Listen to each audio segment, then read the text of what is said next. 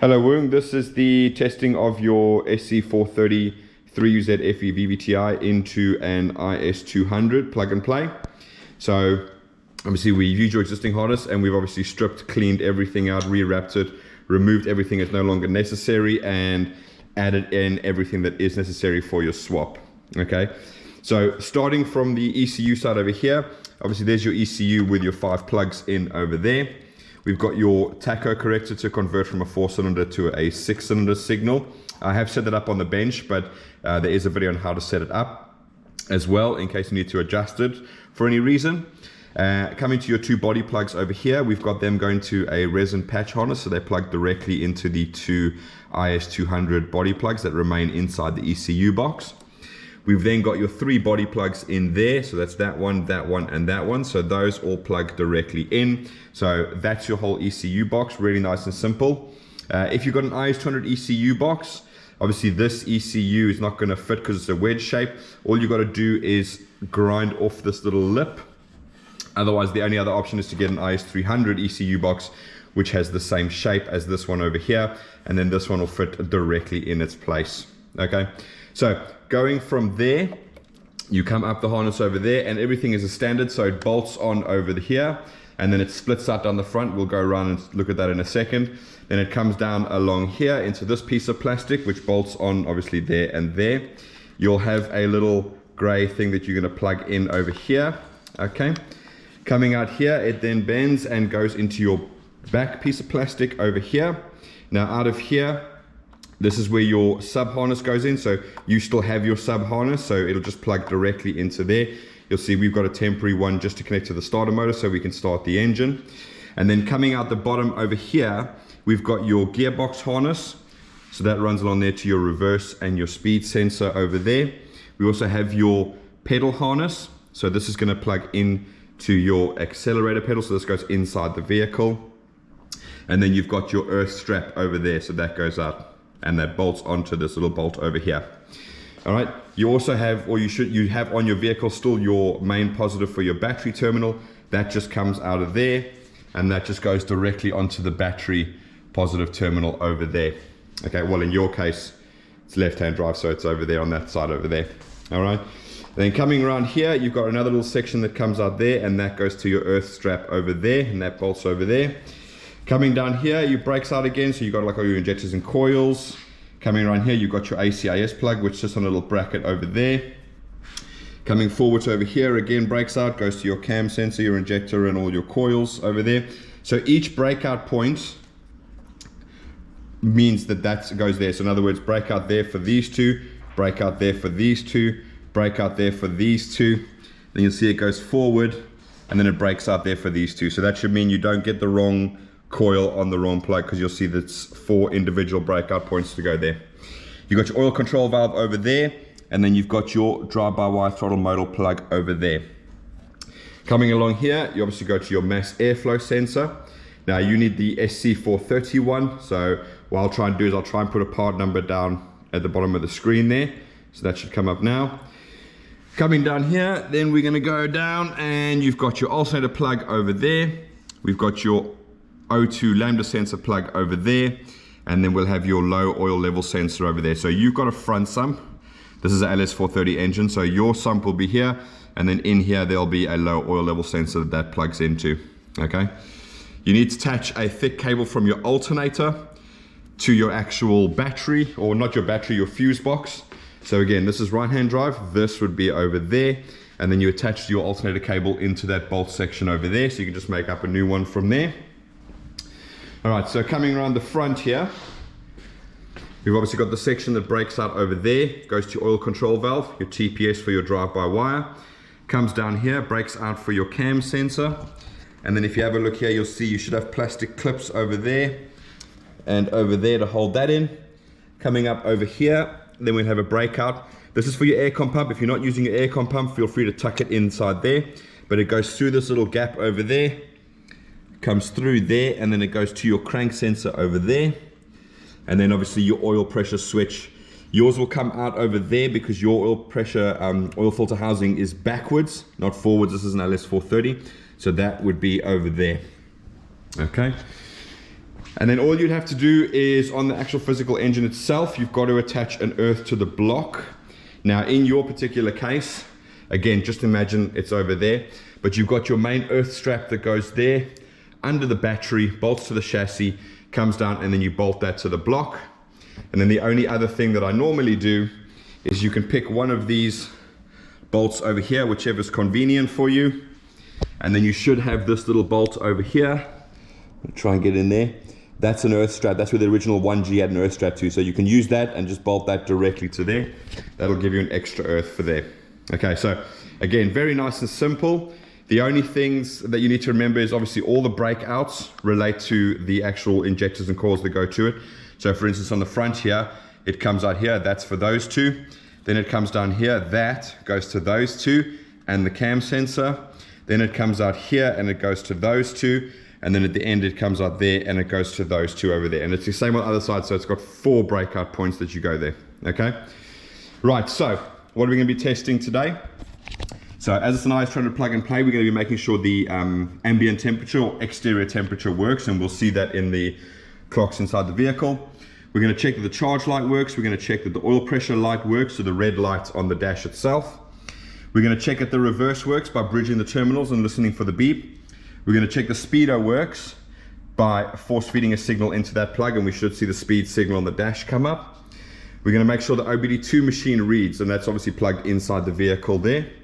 We're going to test the fuel pump relay with the OBD2 machine, and we're also going to test the aircon clutch again with the OBD2 machine.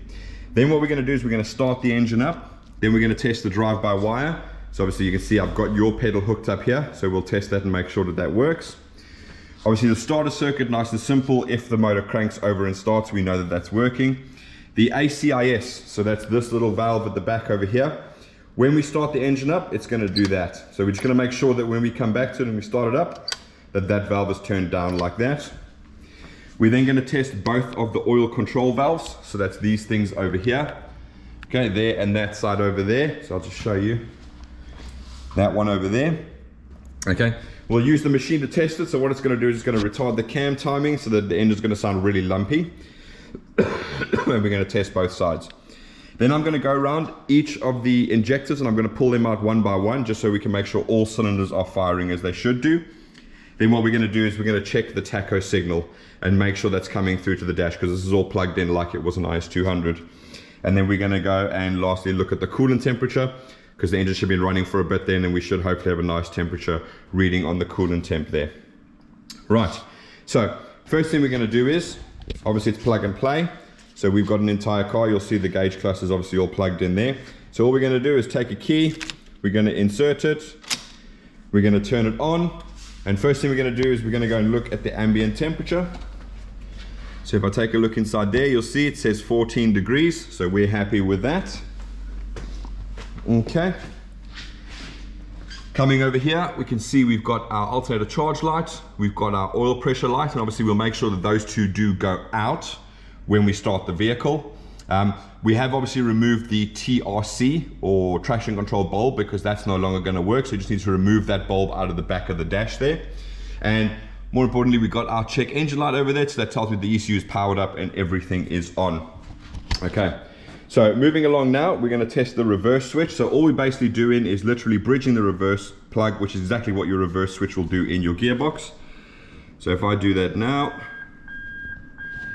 you'll see that's just bridged. And you can hear the beep to say that it's in reverse. Remove the bridge and it goes away. All right, so testing the speedo. What we're going to do now is we've got a little device. This is another tacho corrector, but we can use it to output a signal. So we can use it to test that that's working. So what we're testing is we know that pin 1 is 12 volts, pin 2 is ground, and pin 3 is the signal. So I'm using the 12 volts and the ground to power up the device. And you can see it is powered up now. So all we're going to do is we're going to take the yellow wire, we're going to feed it into number 3, and we should see that speedo gauge go up and actually go like that. So I'm just going to put it into test mode, so bear with me a second while I do that. Okay, so we've got it in test mode over there. So all we're going to do now is take the yellow wire and we're going to put it into that one. And as we do, you'll see that the speedo gauge works. Okay, so happy that literally from this plug all the way to the speedo, all the wiring is absolutely fine and 100%. Okay, all right, next up is OBD2. So all we're going to do now is we're going to go over to our OBD2 machine. We're going to see on our live data we've got 52 degrees on coolant temp, 21 air temp, throttle position 15, and so on. So we are reading live data. We can actually see the coolant temp gauge is actually reading as well from there, just not very high obviously. Right, so what we want to do now is we want to test the fuel pump relay. So we're going to go into active test. Okay, now you've got fuel pump relay and you've got fuel pump. You can watch the video on how I discuss and explain the fuel systems on these Lexus and Toyotas. Your fuel pump system is controlled by the ECU. So do refer to that part of the video. That'll explain exactly how everything works. So I'm just going to go into fuel pump. Going to go enter. Now what I'm going to have to do is, obviously I'm going to try and let you hear, but as soon as I press this arrow, you're going to hear the relay click and the pump start running. So, okay, so let's just go over to here. Okay, and then I'm just going to let you hear the pump actually running. Okay, so I've actually wired that fuel pump into the car. I've brought it back around like that just to make sure everything is working through the standard IS200 stuff as it should be. Right, so next up we've got AC clutch. So again, we're going to go to AC magnetic clutch relay. I'm going to go into that. And again, I'm going to press the arrow. And you're going to hear the AC magnetic clutch relay click. Okay, so again, happy with that. So we've gone through all of the items we're going to test without the engine running. So what we're going to do now is we're going to get the engine up and running, and we're going to run through these. Now, as you can see, there is no head, it's just headers on there, so it is quite loud. I've noticed in the videos my voice does still come through, so I'm still going to talk through as we go. But this is obviously what we're going to be testing: drive-by-wire starter, ACIS, oil control valves, injectors, coils, tacho, and coolant temp. Okay, so again, as it's plug and play, nice and simple. Just jump in and you're going to turn the key over. So 1, 2, 3. Okay, so we see the lights have gone out, the check engine light has gone out, the coolant temp is obviously having a reading. Okay, so first of all, okay, so that pedal works fine. The ACIS valve has gone down, so that's all okay. Now we're going to go over to the oil control valves. So we're going to go active test.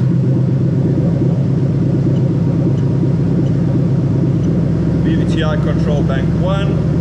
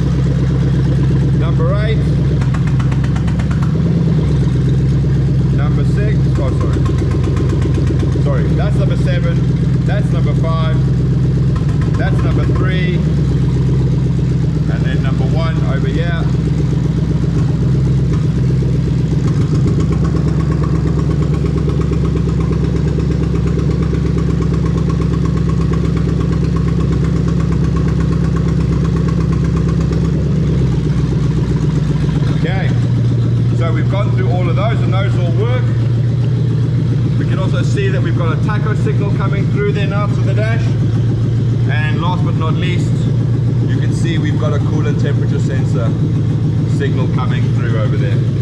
Okay, so again, I'm just going to shut the key off. Right, so everything is testing out absolutely fine. Your pedal works, All of the injectors and coils are working on here as they should do. Your oil control valves are working. We've obviously got no codes because you can see there's no check engine light when she's actually running.